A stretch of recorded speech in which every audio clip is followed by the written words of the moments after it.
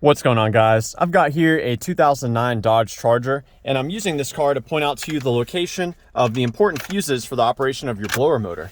I'm also going to show you how you can access the blower motor and go over some troubleshooting steps for what to check out when the blower motor is not working on your Charger. So we're going to begin by heading in the trunk. Open the trunk up, and there should be a cover here for you to remove and set aside. And what we're going to find inside of this fuse box cover is either 2 or 3 fuses for that blower motor, depending on your level of trim. So some of the Chargers, those that have the automatic AC, will use power from this 10 amp fuse right here. So definitely check that out. Your Charger may or may not use that, but it's something good to check. Now, all of the Chargers will use power from this 10 amp fuse here, as well as our blower motor J-case fuse here.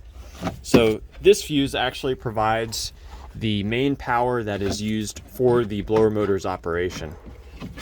And should you need to remove that, you just wiggle it from side to side while you pull it up with some pliers. I'm going to go and pull it out here for you just to show you what a good J-case fuse looks like. So we can see here this one is intact, and when this fuse is good, it sends power not directly to the blower motor necessarily, but to the blower motor controller if you have automatic AC. And it does send power directly to the blower motor if you have the manual AC controls like this truck. So now we can head over. Let's take a look at the blower motor itself. So it is through here on the passenger side. Take a look.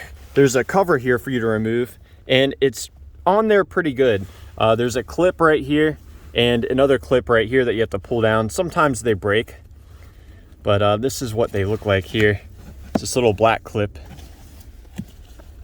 Now with this pulled down, we can take a look at the blower motor itself. So it's right up in here. This is the blower motor, and really my favorite way to troubleshoot this is to have the blower motor turned on, and I'll tap on it. It helps, especially if you have like a ratchet that you can use, something with a little more force than your hands. Sometimes the connector or the connections inside this blower motor can get weak, and by tapping on it, you can sometimes get it to start working again. Further troubleshooting beyond that, we can wiggle this connector to again test for a bad connection. We can also totally remove it, and you'll want to inspect the pins to see if they're burnt or have corrosion. And there's another important component for controlling the speed of the blower motor, and that is our blower motor resistor right there. So definitely check that out as well.